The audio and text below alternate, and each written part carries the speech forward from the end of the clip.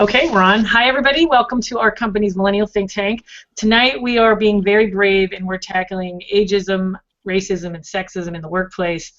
And Samantha, our resident research data statistic freak, gave me a lot of stats. And so every week I always start with statistics, but these are some mind-blowing ones. So the U.S. Equal Employment Opportunity Commission, the EEOC, the study for the last year that they recorded, which would have been 2014, shows that the number of complaints for discrimination of any type, gender, ageism, disability, whatever, was right around 40,000. And race made up 35%, racial discrimination. Gender discrimination, just about 30%. Disability was huge at about 28%. Age discrimination was 23% of those complaints. And then there was national origin, religion, so on. So there's still a lot of discrimination being reported. I wanted to give you some stats that Samantha gave me as well on tech companies and gender and racial makeup. So Google has 70% male employees, 30% female, 61% white, 30% Asian, 4% identifying as mixed, and so on, 2% black. Apple had very similar breakdown, but 80% male in the tech sector, 20% female. Their employees, 55% white, 15% Asian, 11% Hispanic, 7% black. Facebook and Twitter had similar numbers. Yahoo was interesting because in non-tech it had more female employees than male. Pandora and eBay was interesting because their gender was almost 50-50, so definitely much more reflective of the nation as a whole at those two companies. Now, when we get to the pay gap, which has been in the news all the time recently, the White House reported that women earn 77 cents on a dollar, but Pew's research says it's 84%. That's what their study showed up, so 84 cents on a dollar. But with it said with young women, so they didn't actually tell me what those figures were, but I'm guessing it's millennials, that number is closer to 93 cents on a dollar. So I'm not sure, you know, I'm a Gen Xer. I know that I have worked for 76 cents on the dollar, definitely. But what I wanted to do, so we're going to start, we're missing 3 people who will pop in as we go, but I'm going to have you guys introduce yourselves, tell us where you fall on the millennial spectrum, where you live, and what you do for a living. And Albert just dropped, so he'll probably come back. Joe, I'm going to start with you. Yeah, so I'm Joe Cardillo. I'm on the older end of the millennial spectrum. I'm based in Albuquerque and Boulder, and my background is mostly project management, product development, marketing work, a whole kind of variety of everything front to back, and I do some work with our company as well. Okay, and John? Hi, I'm John Graham, CEO of Ego Free Media Group, a social and digital marketing consulting firm with a background in business intelligence and analytics. And you live in Philly, right? Or Philadelphia? In Philly, yep. And yes, and I'm also on the tail end of the millennial spectrum as well. Okay, and Samantha? Hi, my name is Samantha. I'm a young millennial. I currently am working in public interest research, but I'm going to be transitioning into more of data research and content editing as I move back to Ontario next week. Okay, and Albert, we're just doing the introductions. You're upside down, but tell us who you are, where you live, where you fall in the millennial spectrum. Who are you talking to? You, Albert. You're talking to me. Okay. Yeah. Sorry, I got kicked out for some reason. My name's Albert. I am a 27-year-old millennial living here in Orange County, California, working in high-tech channel marketing. And is that it, or do you want more? I think you're a young millennial. I can't remember. That's it young for millennial. Now. So Helen and Tiffany and Judy will be joining us, so I'll just have them introduce themselves when they get in. But the first question, and you know, there's a lot to talk about. Hesse actually was concerned that I tried to squish too much into this, ageism, racism, and sexism. But I wanted to get feedback from you guys, like what is your sort of general view of these issues in the workplace? You know, you're all millennials. We're constantly told that you know, millennials are the most diverse ethnic generation ever. And when I looked at those numbers, it's not actually true. It's very, very close to Gen X's racial makeup. It's like 3% more non-white. So so we're always being preached at that millennials are really progressive, and I wanted to see what was your experience of discrimination in the workplace, and do you think that it's more progressive? So I'm going to start with you, Samantha, because you're giggling. Well, I wanted to say that also we have a changing in the way that we do like census building. So now we have more options of saying like that you're mixed or you identify with more than one identity. And a lot of the time people had to choose white because that option wasn't available, especially when it came to like Middle Eastern or Arab individuals. So like that's also a statistic that we don't talk about, that got changed. So what you're saying that people can choose a non-white option when they couldn't before? Yeah, there used to be so many designations that would fall under white, even though they're not technically white. So we have a lot of problems right now in Canada because Middle Eastern people didn't have that identification before. Also, when we look at like discrimination stats in Canada, Indigenous and Aboriginal people are considered white because they're crown wards. So that takes away a whole level of analysis, even though they're not white. Okay. All right. So, but the question I wanted to ask you is like, what is your experience in the workplace? I've got everything. What? I've experienced everything from, you know, hearing brown jokes about me behind my back. I've been often the only female when I was working in the tech field. I also have like a learning disability as I'm dyslexic, so it's like things like that. I've heard it all.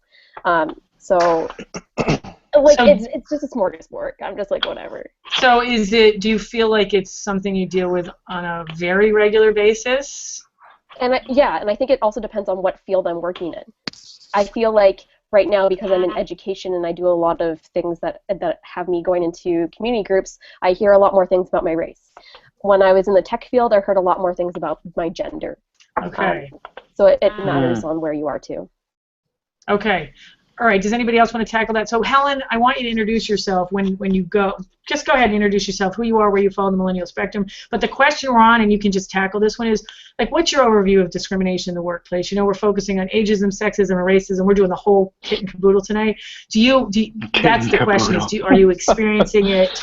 Is it, of course you can't tell me if it's less frequent than when I was your age, but do you feel like it's becoming more progressive? So you tackle who you are and what you think about that.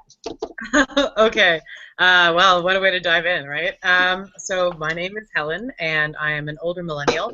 I live in Toronto, in Canada, and I've definitely experienced my own fair share of discrimination, mostly sexism, a little ageism. Like, for instance, now I'm very clear to let people know how old I am, because most of the time people think I'm a lot younger than I actually am. Just recently I stopped coloring some of my grays. And I've also experienced other forms of discrimination as well. But yeah, mostly sexism and ageism. I get lots of like, oh, aren't you cute? And it's like, yeah. Do you get it from millennials, or do you get it from older people? You know what? It's funny. I've experienced sexism. I mean, I'll be honest. I work in advertising. Prior to that, I worked in a tech startup. And while I find generally people are really good, I've come across my fair share, especially because in advertising world, I'm a strategist, which is very often a man's world. Also from a creative standpoint, I'm a copywriter, which is generally a man's world. And before, when I was working in professional theater, I was a costume designer, which, okay, fine, that's usually where ladies rule supreme. But I was a stage manager, and I was a technician, and I got more than my fair share of fun there. So I usually find that the more overt sexism has often come from an older crew. However, that being said, and I think it's right now it's sort of the trend for people to be like, oh, microaggressions aren't real. Now I find I get a lot more of the microaggressions. Where I work, it's mostly women. My agency is actually mostly women, which is kind of an abnormality. But prior to that, I got lots of sort of those little slights, those little moments where it kind of sort of chips away at those little moments where you sort of sit there and think like, oh, so that's what you think of me. That's interesting. Okay. All right, John, do you wanna jump in? I mean, what is your Yeah, yeah. experience? I mean, you're self-employed now, right? Yes, and in addition to that, still, traversing the corporate hallways. So, um, I've experienced ageism and racism for sure.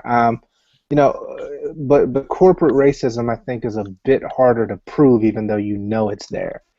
So you get a lot of comments like, because I'm 6'3" and African American, and I do speak with a certain resonance, I guess, that I'm intimidating, even if I'm speaking softly.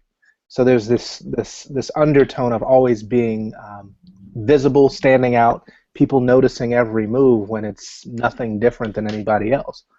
Ageism, for sure. I think as we as millennials move into positions of management and some in leadership, you have the boomer generation who is unwilling and I think oftentimes uncomfortable ceding a little bit of that power to the next generation. So there's a lot of, from what I've seen, consolidation of power in certain areas and an unwillingness to share or mentor for fear of losing their own positions. So you get the comments, where you have an idea, but really, oh, we've tried that before. Well, it didn't work then, it won't work now. Those kinds of things, and sort of dismissing your perspectives. But then when you have, and I've been in situations where, you hear the conversations of, well, how can we appeal to the millennial demographic? But they don't want the millennials' input.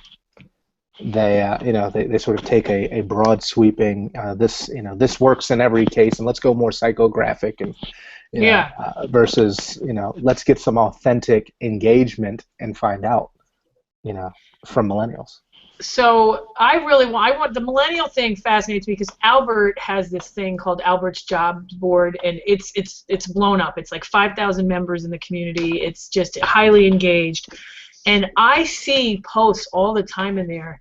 And I don't know if they're recruiters who say it, but people say they're looking for a millennial, or they're, I know that millennials probably get millennial slurs as well, because I've heard enough of them against millennials. But Yeah. Albert, I mean, you see that right in there, and I always think, do they know that's illegal? You can't say I'm looking for someone under 33. You just, So Albert, talk about that a little bit. Yeah. So, in Albert's Job Listings and Referrals, muted. we give. Oh, I'm muted. You have those Okay. wonderful headphones finally. There, I think. No? Wait, can you hear me now? I cannot hear you. Yeah, he's Okay, fine. yeah, so we can hear him. You can? Go ahead, Abe. Oh, okay. It's a very selective microphone, just Go, not Albert. for Amy. Nope, can't hear you. I don't know why, because it was working fine before. Joe, you can hear him? Oh, I can hear him fine. Is everybody else? Yes, Sam? Okay, sorry. It never fails that this damn free technology gives us grief. Albert, can you go out and come back in, because that happens sometimes. Joe, Joe, I'll go back to you because I didn't give you a chance to I can do that. What is your overview of discrimination in the workplace? Like, do people discriminate against you because you're a white guy? I'm kidding. Yeah, thanks. No, but what do you see when you're out there? No. So I'll give you my perspective for sure. Obviously it's complex, and I think the dominant thread is that racism and sexism and ageism and these other kinds of things that were so out in the open previously are now being institutionalized. And so John sort of mentioned some of the way that works when you walk the halls of corporate, and I've worked in corporate, so I've had that experience.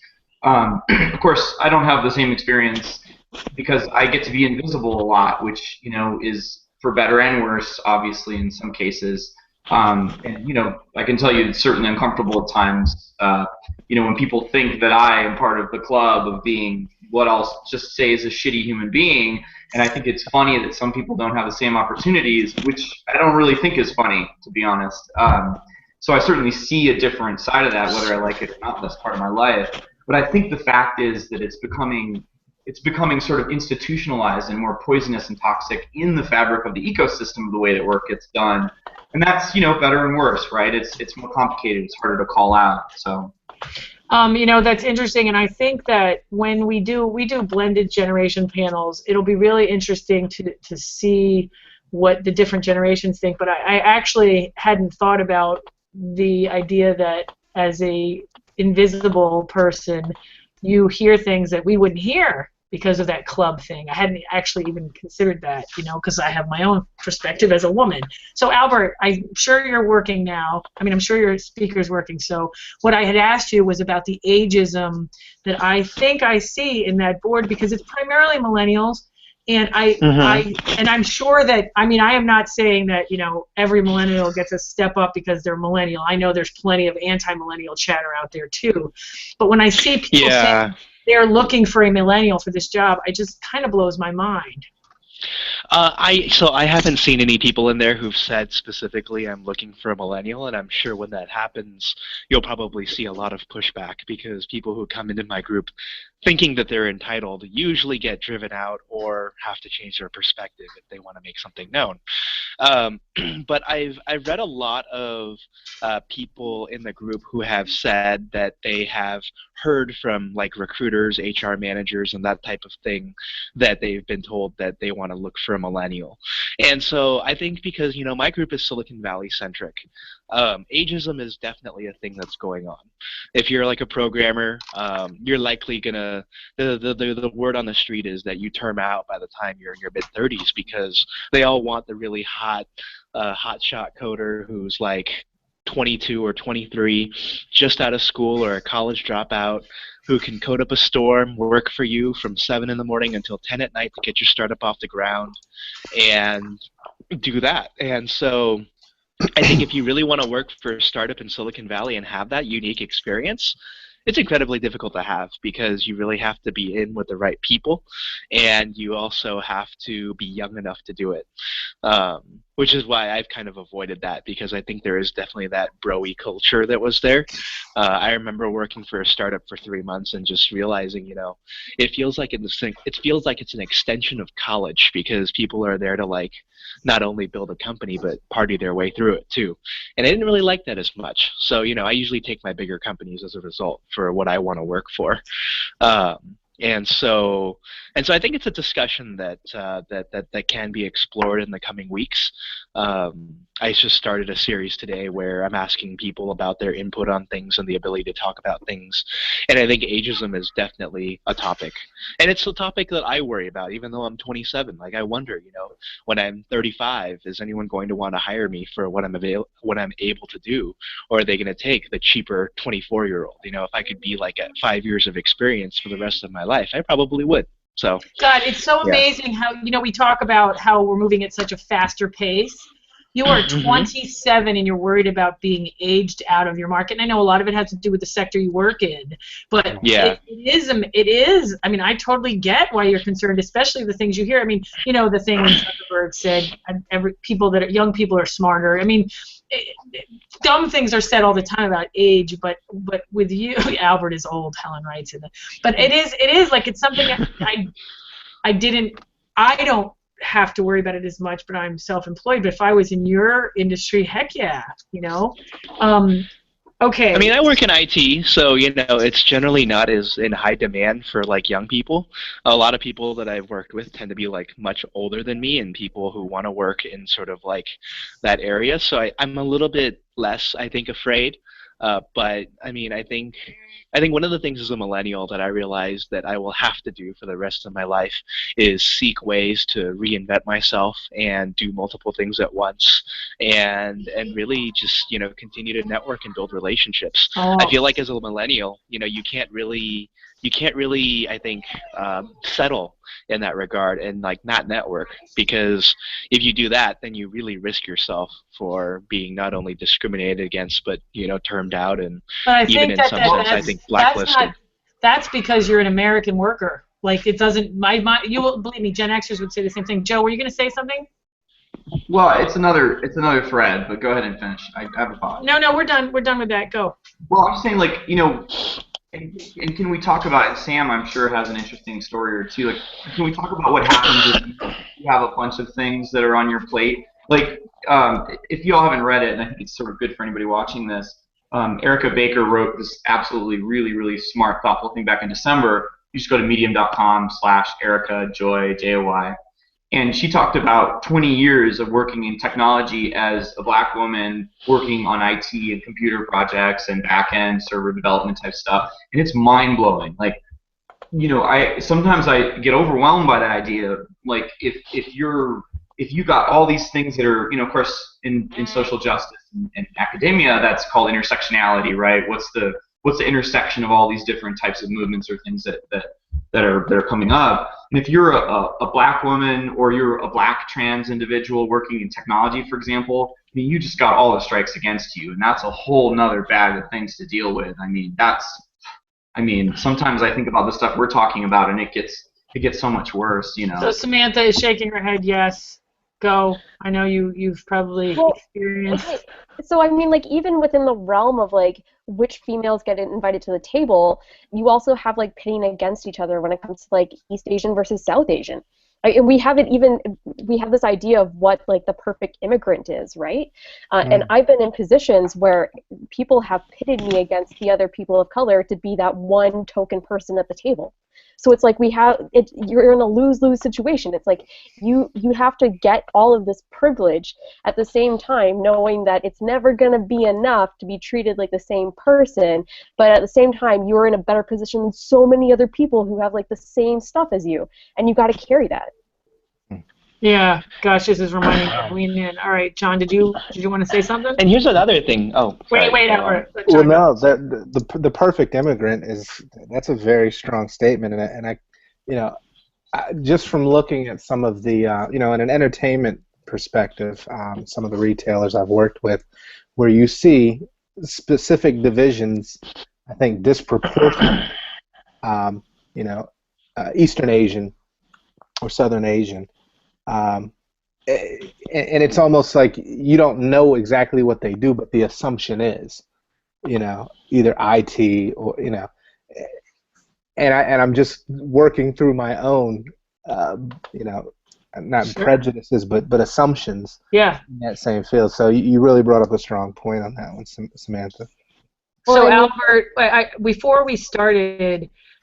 Before we went live, and I said that Samantha had given me all this data, and we were talking about the makeup of this panel, and which wasn't recruited, it's just who volunteered to be on. And Albert said something about, you know, Asian Americans represent a very small percentage of the U.S. population, but then I said, well, wait till you look at the tech numbers, right? And it is amazing. I mean, Google 30% Asian, you know.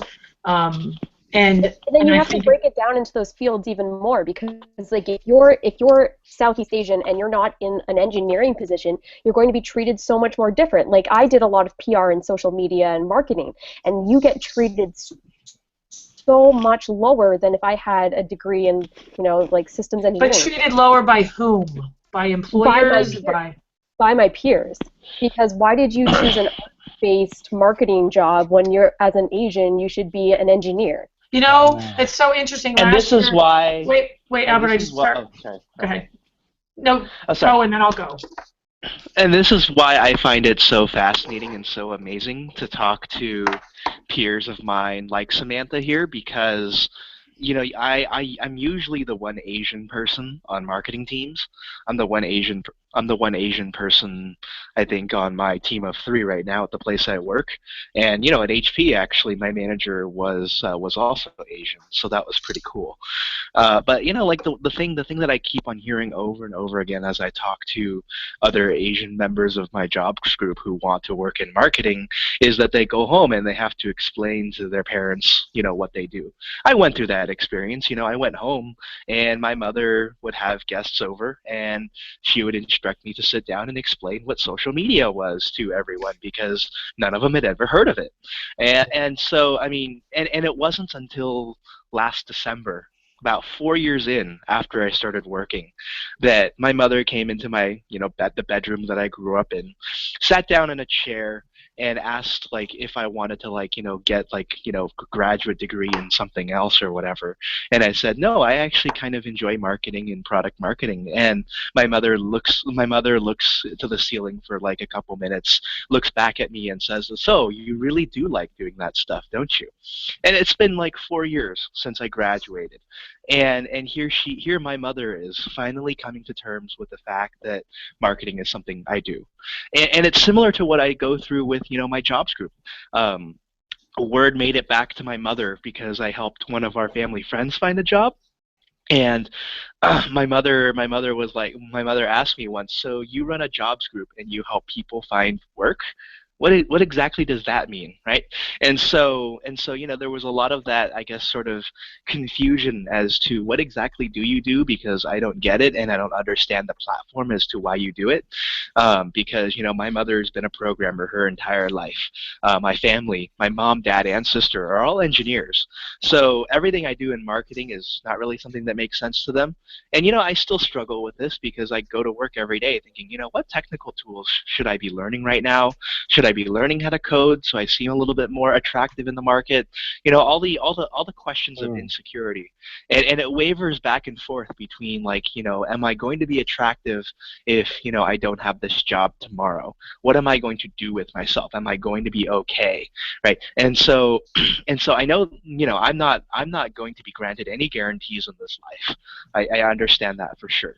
And so instead of, I think, victimizing myself by saying that, right? They say that fear is the disease and hustle is the antidote. I keep building what I do on the side. I network with wonderful people like you, and I have to keep going. And because I also went to a university, and that's why I asked the alumni affinity question the other day in the millennial think tank group, because I went to a school where it's extremely white. I went to networking events in the Bay Area for a really long time, and I never would meet any Santa Clara students or alumni unless they were like really lost graduate students.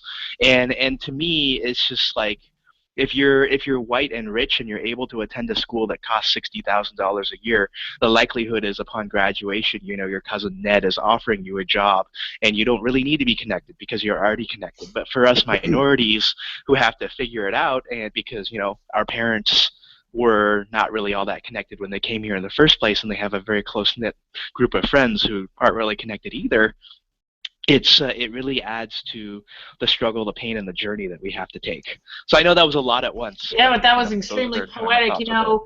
Last year, Albert, we had a client that did we ran a campaign for them. They were not recognizing medical residents, and one of the honorees, the top 10 that I absolutely fell in love with, was a guy named Niket, who is a very a well-respected resident who speaks internationally. But he said, he's Indian American, and he said, I had two choices. I could be a lawyer or a doctor. My family was putting up with nothing else, and so I wasn't even thinking of like the cultural pressure from the family. I mean, when I was much younger, it was, I grew up in the real women's movement, in the 70s, and you were just starting to have opportunity outside of teaching, and hi Tiffany, but it's okay, this is a question then for women. From the home, was there pressure to do a feminine type of job? I mean, Samantha, you had a father who was a computer teacher, programmer, right? So different, but did you have any of that, or is that sort of evaporated? Well, I just said in the chat that I'm the first one outside of my family, besides Hessie, that isn't a teacher, a nurse, or working in finance or with numbers. And she did work in finance. Exactly. And Hessie did work in finance, yeah. Okay. So I mean, like, it's something that there's numbers when it comes to Filipinos, though, that it's huge, that you come over as a nurse, a nanny, or someone who's doing something in finance. That's why we have so many people who are in accountants or in the gas industry doing things like that. And I think the expectation, too, is a little bit different than, like, East Asians are more traditionally put towards engineering, doctors, or you have South Asians that are more towards the medical field. But for us, it's always been nursing. It's always been teaching. It's always been working in finance. But you didn't get that pressure from your family. I think the difference is, like, both of my parents were very were also bleeding hearts, right? Like both of my parents are both bleeding hearts. And so in that sense, they wanted me to choose what I wanted to do and let me, switch my degree program 6 times, and didn't pressure me to go to grad school. And when I decided to go to grad school, they were like, yay, that's great. And like my mom nowadays will be like, we knew you were going to end up in doing something like this. Like we could tell from a young age, but they let me find my own journey, which I think is something that most first gens don't get to experience. I was just very lucky that my parents, knowing that I was going to be like the firstborn here, how to treat me and how to make me foster myself. So Helen, I just want to ask you, did you get any of that family pressure? Well, it's funny. I was about to say, just to sort of tag onto what Samantha said. Like, I mean, my parents are also immigrants, and I'm also a first-generation Canadian. And it's really funny because my experience is very different. And I grew up in a very ethnically diverse area of Ontario, and a lot of my friends were also first-generation Canadians, but not like my parents. They weren't white. And it was funny because my parents were much more free with the things that they felt that I couldn't do. But I think the difference was that they didn't come to Canada to escape sort of an oppressive finance. My parents are from England, and they grew up very working class. Like my one grandfather was a janitor. The other one I had, my other grandfather and my father's family grew up on charity. And class in England is such an inflexible thing. And so, I mean, really, in a different world, my father probably would have been something like an architect or an engineer. My mother probably would have been running her own company. But it didn't work out like that. And when they came to Canada, they sort of fell into the same roles that their own classes had sort of set up for them. And so for them, it was really important that I do what I wanted to do, because this is why they came here, to sort of escape that. However, the difference was, and this is where I think it really, was highlighted to me when I got to school, and the difference was that there was always a sort of unspoken expectation that I be the best, and that I deliver, because, it didn't matter what I chose. And so when I went to theater school, the majority of other students were white. But they were all of a different financial class than I was. And for them, it was very much a thing that they wanted to do because they thought it was a really romantic thing. And for me, it was a matter of being the best and driving really hard. And there were so many, and it's funny because it's like, I mean, this isn't meant to be like, but at the end of the day, it was like there was 6 other people in my year, 6 people in my year who were not white, and those were all my friends. And everybody else, because they were all second, third generation Canadians, their parents were like, oh, theater, what a lovely thing to do. And we were like the group where our parents were like, you can go to theater school, but you better not fuck up. Like, that was really like, that was the big difference. So, it's funny, we did not even think about classism when we did this, and I lived in the UK for long enough that I totally know what you're talking about. It's where I came of age. Your accent plays a huge part in the kind of job you can get. Oh, and everything. You can identify from the way someone dresses, the way they speak, everything else, which is something that it's easier to navigate that part in the U.S. and in Canada. And when I was growing up too, I remember I would say something, and my mother would be like, "Don't speak like that. It sounds common." Yeah. And even common. Like, wow. Yeah, and people often are like, "Oh, what do your parents do?" Like they always guess, "Oh, they must be teachers, or they must be." I'm like, "No, my dad's a cop, and my mom is a secretary, a retired secretary." Okay. So I'm going to introduce Tiffany. So Tiffany, you missed all the statistics, but the thing I do at the beginning. But we were talking about, what we're talking about.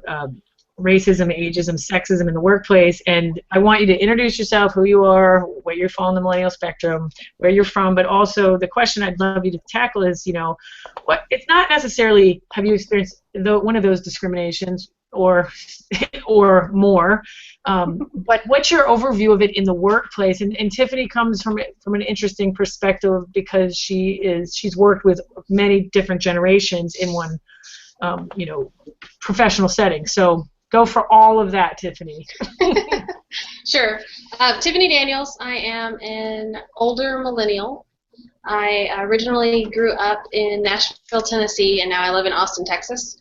And went to college in Iowa, so just a little different experience in all 3 of those areas. related to some of the topics that we're covering today.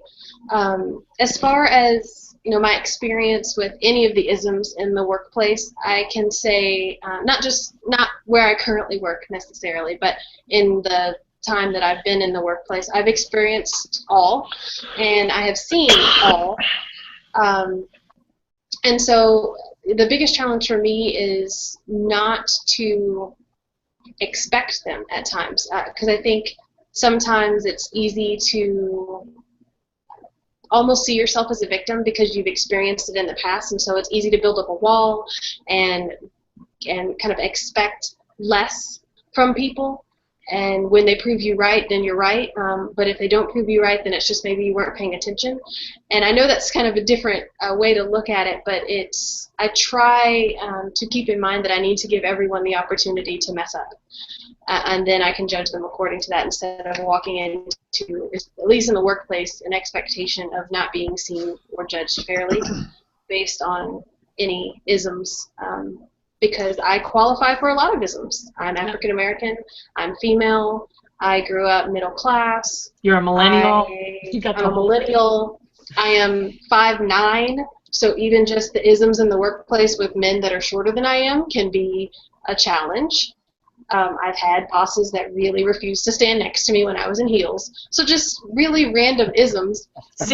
See, when I would wear those heels, I used to work in the male-dominated industry. I wore 3-4-inch heels every day because I'm 5'10", just for that reason. But I get it. But you know it, right? You're aware, like, this dude does not want to stand next to me at any networking event at all, right? You feel it. Yeah, yes. Oh, that's funny. Tallism, heightism. I hadn't thought of that. Heightism, yeah. And it works well for men. It doesn't necessarily always work as well for women. Yeah. So John earlier said, he's 6'3", he's African American. He has been told he's intimidating many times, right? Just by virtue of sitting in the room, right? So, yeah.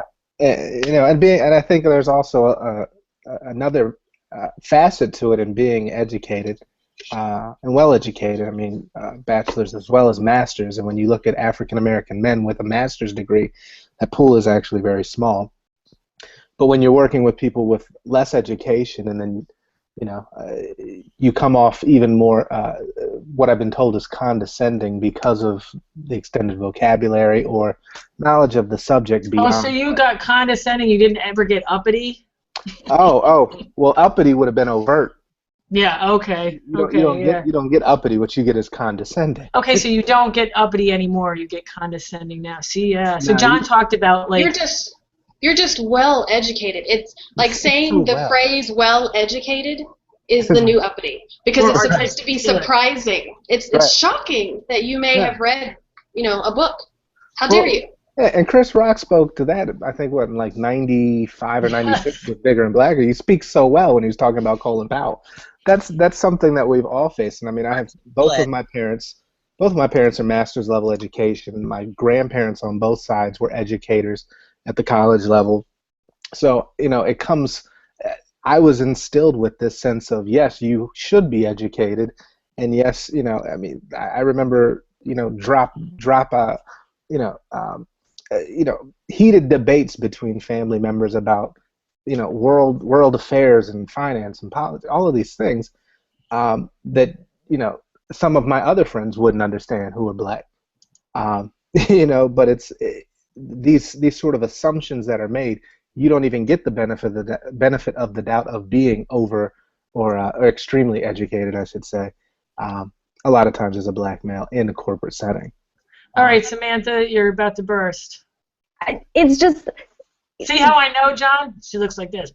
It's just that it's so interesting because every time that you go into these spaces and you kind of, every person of color has done this, where they walk into a boardroom and they wait for the tone to get set and they kind of see where everyone says something, and then you wait for the last 5 minutes and you just drop something because you want to see their faces. You want to see them be like, oh my God, she knew that? How did...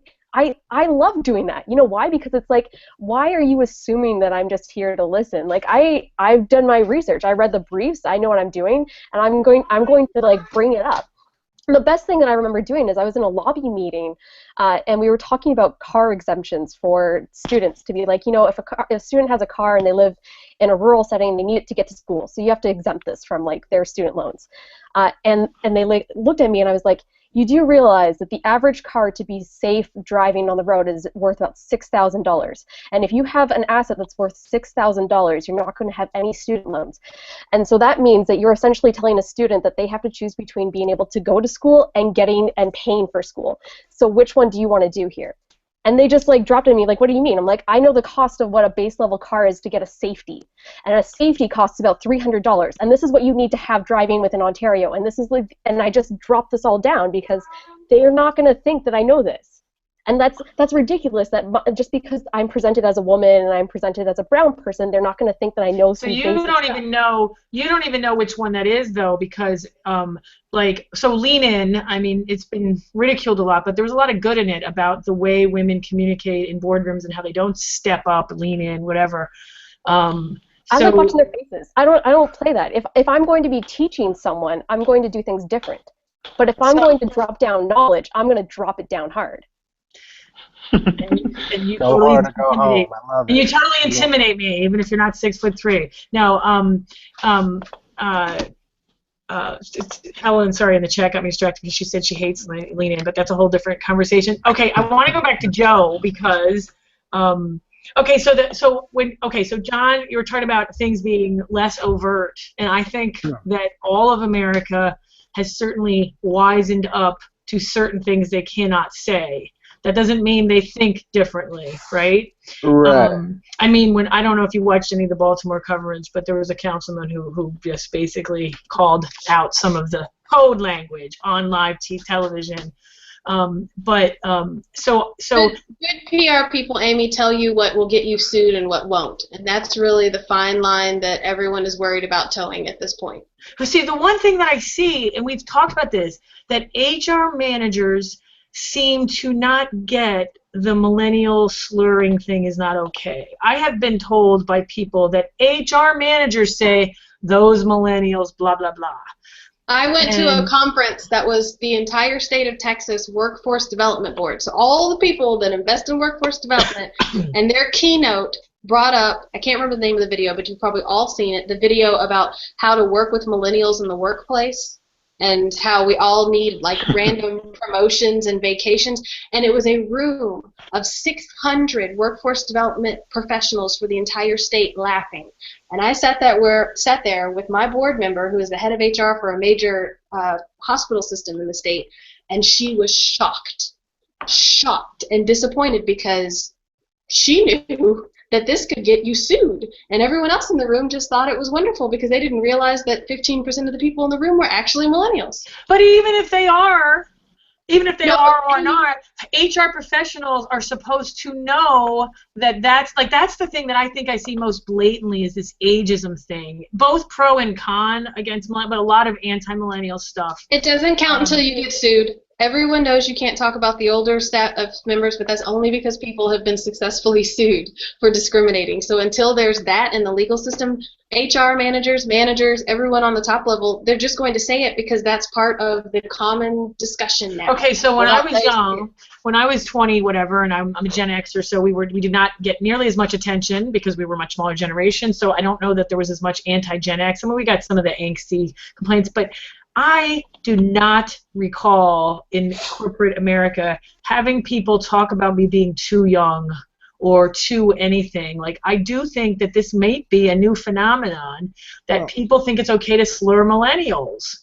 Right, but Gen X, you know, not to your discredit, didn't disrupt culture in all aspects to the extent that millennials No, not at all. What we did is, like, I talk all the time about Office Space. That was our reality. Like, all those 80s movies were about, oh my God, we're now not kids anymore and our lives are going to suck. And we just accept the images that we accepted it. That's not really true. But I get it. And we weren't as threatening because there weren't 80 million of us. So it wasn't like you said earlier about boomers being reluctant to hand it down to the next generation. And I'm thinking, John, dude, I am the next generation. You're not. They gotta hand it to us first. But I mean, Gen Xers have a lot of that feeling. But I mean, Joe, I just wanted to get your input on all of this because you're sitting there quietly thinking. But I think that it's much more accepted to slag off young people than it was when I was a young person. Yeah, I mean, obviously it's complex, right? We don't live in a vacuum, and all this stuff is sort of in process. I think that I'm not really a person given to like generalizations, as you know. I sort of find them typically useless. So there has to be some level of sort of granularity when you try to figure out, what to do about diversity, like in tech. What do you do when, as you quoted at the beginning, the vast majority of your tech companies that sort of run the world in the Bay Area are pretty much just white men, because there's no other way to say that, right? And I have an interest in it not being that way because I have a perspective that allows me to see what the possibilities are. I think the thing that all of this sort of makes me think about is, well, where does the work get done, right? Like, what if we recognize it? What do we do about it? I think so much of it goes back to, it's about making culture, right? And Helen sort of pointed at microaggressions, and that's obviously like a buzzword right now. I think if other people have heard that, I've heard it a lot. But it's really about changing the culture and the day-to-day interactions and reshaping and reforming those things. And I kind of agree with something Helen said in the chat, which is, there's some people who just don't care. They don't want to do it. And so my personal perspective is build your own, right? Let's build our own model for that. So that's sort of how I think about it. But I'd be curious to see what other people would like to see done or want to work on or think would make a difference. Sorry, does anybody want to speak to that? Samantha? All right. So Go ahead, Albert. So we're talking about creating new systems is kind of what Joe's getting at. I remember, Amy, you posted an article about 2 weeks ago, which was going along the lines of how instead of leaning in and getting into the conversation, in light of what happened with Ellen Pao and Clenner Perkins, that instead we should just slam the door on Silicon Valley and create our own thing. You said that, and I said, yeah, okay, let's just go build a whole billion-dollar industry on our own like that. Oh no, that was the article that you posted. This is nothing that you and I said. I mean, like, I think if it were up to me, I mean, absolutely, we should, preach more inclusion. I mean, hey, if we could turn my entire jobs group into, a state in the United States, I'd do that. People would be so giving. People would help each other, like actually help each other out without belittling them. That would be really great. So, that's my little vision, I guess, from that side. So wait, Helen, like sexism and racism isn't overt, it's not real. Like if it isn't, is that what you're saying? Well, okay. So I was also part of that conversation, and I mean, again, I'm just. Yeah, Helen, that was in our millennial think tank, wasn't it? Yes. Yeah. I mean, and I always say this whenever we get into these sort of conversations, because I'm like, well, I'm up here looking down on what happens in America with my own sort of outsider perspective. But what I thought was that was condescending. No, I'm kidding. You meant geographically, I know. No. It's meant to be more of just like I realize that like I'm only getting like maybe half the media coverage that you guys are, and I'm only giving you half the information that you are. So I can only make my my assessments from there. But it's what I thought was really interesting, and from a legal perspective, I mean, Ellen Pao's case was always screwed because she didn't have hard evidence. So much of it was based on hunches and feelings. But the thing is, like, there's this real sort of blame the victim mentality, this idea that it's like, well, unless you can show it, it's not real. And this is what I was saying about this notion of microaggression. I just cannot stand who talks all the time about how microaggressions are bullshit. And it's like, I've been in situations where I've actually had people say to me, the only reason you're here is because the clients will think you're cute. Like this, I've actually had people say that to me. So don't say anything. When we want your opinion. So like a coworker or a team member says that, and that is a microaggression because that's a pretty macroaggression. Okay. I've had that, and then I've also been in a room where it's myself and like a team of exclusively men, where I've had them all talk over me. I've had them act as if I wasn't there. I've had, when I've been like, well, here's my, I think we should try something like this. I've had them say things like, well, that might work for you. and the U is capitalized, little quotation marks around it. And it's like, and you can't sit there and go to an HR department with that. You can't go and build a lawsuit on that. What you can just say is like, I know that I was excluded, and I know that my opinion didn't matter. And so when are I you was saying that, or are you thinking that? Because like that was my. You just said you can say my opinion didn't matter. Do you mean you're actually saying it aloud to the people doing it to you, or you're saying it to yourself? No, but I have. Like this, Sam was just saying you can't say it. I've tried, and it's always like, oh, Helen's so sensitive. Helen's reading into it. Helen. No. The word is hysterical. Yes, yeah, because emotional. Well, and this is my problem with the notion of like leaning in, because when I lean in, I'm a bitch. When I lean in, I'm pushy. When I'm leaning in, I'm trying to take over things. But it's like, or I could just sit back and wait for it to happen, but it's never going to happen.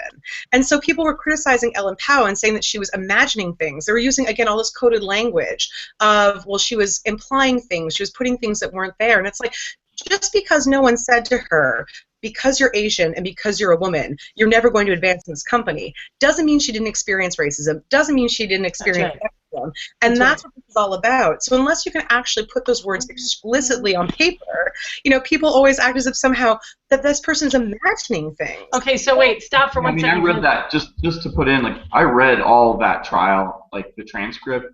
I mean, if there's not sexism at that DC firm, I don't know what that is. I know. But here's the thing. Yeah. So what you just, like, I worked in the carpet industry. I was the only female VP I ever met. It's a billions of dollar industry, right? It's very white, it's very male, and there are women sales reps, but I was the only one I ever met promoted, right? I am a loud woman. Not because I learned to do this to speak over people, because I was raised by generations of loud, strong women, right? That's just who my family tree is.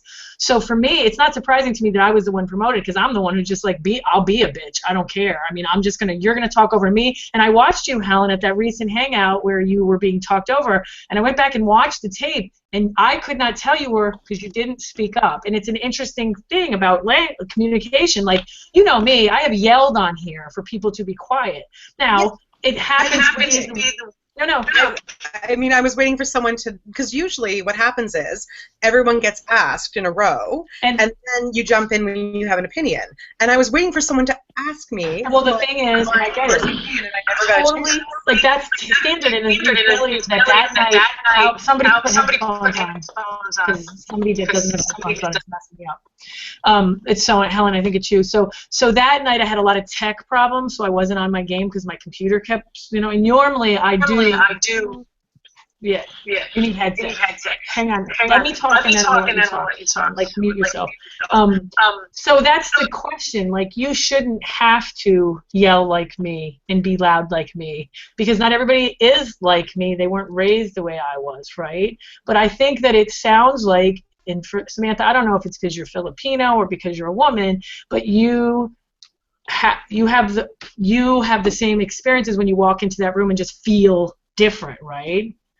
I mean, Tiffany, you said once something like, I have to be perfect at my job, and you are incredibly organized and perfect. And I remember in one hangout you saying something like that. It might have been, I don't remember what the heck it was, but I mean, do you feel like that you have to be more perfect? You gotta be twice as good. Yes, you have to be twice as good. And this isn't related to work, but I just think it'll give an example. So when I was a little kid, I went to visit my stepmother's mother in a small town in Iowa. And I didn't understand why my dad was giving me all of these lectures and things before he left town. And when he got back, I understood. I was the literal first black person to have stayed in that town. And I was setting the example for what anyone was going to experience. So if I was bad because I just didn't feel like listening, then that was going to be the epitome of what the idea of an African-American kid was going to be, which is a lot of pressure to put on a 7-year-old when they just want a donut or something. But it kind of set the example for other experiences that I've had, that when I walk into a room and I notice that I may be the only of my kind, whatever that kind is in that situation, I am a little more aware and a little more careful with what I say. Now, it doesn't mean I won't speak up for myself, and I do come off as intimidating, and I've heard that feedback positively and negatively, but I am very, very careful with what comes out of my mouth and with even how I hold myself and sit and cross my legs and things like that, because I don't want to offer any other excuses for judgment. Judge me on the content of my work and what I'm saying, and everything else. If you find some problem with me, that's because you were looking for it. So wait, so when you're with your friends, are you different than that? Like, do you ever use bad grammar? Because I've never heard you once. Accidentally, but I mean, it's just part of my personality that I enjoy using things correctly. But yeah, there's definitely certain language that I was use. There's slang that I'm not going to use in the office. Other people may use it, but I don't want to give anyone an excuse to judge me beyond the caliber of my work. And so that may seem that I'm a different person in different situations, and I've been called a chameleon, and I think that's completely appropriate and a fitting definition for who I am in different work and personal situations. Okay, Samantha, you were raising your hand. Sorry, John. I think the problem too is that most people don't realize this unless they're actively looking for it. And one of the things I made my partner do when we were flying all over the place during Christmas, and I said, watch how I get treated in airports, watch how my sister gets treated in airports, and watch how my dad gets treated in airports. We have 3 different types of ways that we present ourselves, and see how it looks. I look the most Middle Eastern out of my whole family. I clearly get changed differently than my dad, who's a darker Asian man, comparatively to my sister, who looks, super mixed. Every single airport that I go into, I get stopped, I have to be checked, I have to prove all my points. He was like, why do you have to check your passport every 2 seconds? I'm like, I need to make sure I have all of my things. My itinerary has to be in this pocket. I have to do this, this, this, this. When I have to go to the side, make sure you stand over there, but make sure you're close enough so they know that you're with me. So that if I have to say that's my husband, they'll see you as a white man and they'll say, okay, then you can go through. Like, there's all these things that we do because we have heard these lectures over and over and over and over again. And it's like there was an entire YouTube video that was done with parents who have their talks with their African American sons, and that's a lived experience. I remember being in a bus that was going to New York as a school trip, and the border guard came in and said, are there any Orientals hiding in the bathroom? And my sister had to put her hand on my shoulder to say, I want to go on this trip, so don't say anything. Wow. Orientals. Yikes. Yeah. And in listening to all these stories, what I take away is the fact that growing up in California, I have been extremely lucky so far that nobody has called me a Oriental, or nobody's looked at me and deliberately called me a chink, and said stuff that are hurtful. And I feel like if I were to walk around Orange County and someone were to call me a chink, I'd probably be taken aback at first, because it's what did you just call me, right? Because nobody's ever been I think overtly racist towards me or whichever, right? I mean, I think that comes with sort of the. What about covertly at work? I've never really heard that either. I don't think. And maybe because it's just I don't listen for it, but I think there's a lot that I've never had that before. Going all the way back. I mean, when I worked at my alma mater's alumni association, I was the only Asian person in the office, and I don't think there was any discrimination against me there, even though I kind of thought that might have been involved in a little bit. But I've never really had that. So I mean, listening to all of these stories is incredibly illuminating. Yeah, and I mean. I guess, it is a lot to tackle about work, because you can't help but bring your other life experiences in, that are outside the workplace. Because a lot of times you become friends with your coworkers too, and then it opens a whole nother ball of wax or whatever. And I've just messaged Samantha on Facebook chat here, but as an aside, I think if you want to extend this into minority interracial dating, a lot of what you see in HR, ageism, and all that stuff is very cross-applicable. Being an Asian man in America, right, and being single is a tough one, because so many people like to watch a lot of different media that portray, the Asian male as the docile, non-aggressive, way too friendly, evil, character within movies, as one example. And I think these things impact how we're perceived socially and all of that stuff. I wish it didn't matter, but unfortunately it does. And I hate painting myself as a victim, and I know I'm better than that. But it's you can't editorialize what's truth. But Albert, like this is, I guess that gets to the question, since the one thing that is true about millennials, statistically, and I don't know if I said this on air or not, but the millennial generation is not that different racially than Gen Xers. And I was under the assumption for quite a while that they were, but it's like a 3 or 4% more non-white. But there are also lots of statistics that show that millennials are intermarrying interracially at a much, much, much higher rate, and things are changing. So I wonder, like, does that impact work too? Does that impact that as your generation ages and people are more I say this, and then you have so many of these things blowing up online, like the fraternity stuff and the racist things that come, all that stuff. I guess the question, and we won't know until you guys are a lot older, is it really changing, or is it just going underground, right? I think, right, in 10 years when millennials are in their mid-30s and going into their 40s and in leadership roles, right, like the 22-year-old hotshot coder right now is going to be 32. And will they be aged out and then realize and have that watershed moment where it's like, oh crap, everything that was given to me as a result of some older guy getting the shaft is now happening to me? And will we see somebody who opts to make that change, or will it be because, oh, okay, well, I was given that opportunity, my startup that I was in got acquired, I made my millions, so I might as well just pass the buck along and hire this other 22-year-old because, that's what happened to me.